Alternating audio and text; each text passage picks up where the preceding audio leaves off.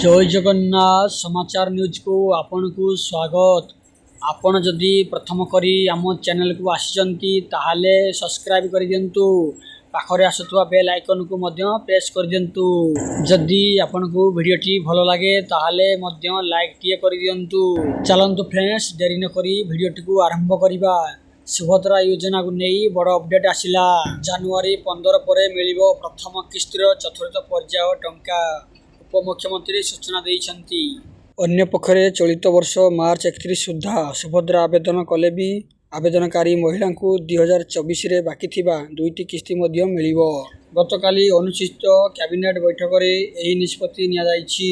बैठक परे मुख्य शासन सचिव मनोज आहूजा कहिसंती 2024-25 पाई आवेदन रे शेष तारीख रहिछि। आसंता मार्च 31 तारीख ता भितरे जो माने भी आवेदन करिवे समस्त को दुईटी किस्ती प्रदान करा जीवो बोली निष्पत्ति निया जाइछि। वर्तमान सुभद्रा योजना रे 1,06,00,000 रु अधिक आवेदन पंजीकृत होइछि। प्रथम किस्ती रे 5,000 टंका प्रदान करा जाइछि। खाद्य सुरक्षा योजना रे हिताधिकारी नथिबा अवशिष्ट आवेदन गुड़िक विचाराधीन अछि। वर्तमान 2024-25 आर्थिक वर्ष पाई आवेदन करिवार कौनसी शेष तारीख रखा जाई नथिला। राज्य कैबिनेट रे एही पंजीकरण शेष तारीख धार्य करा जाइछि।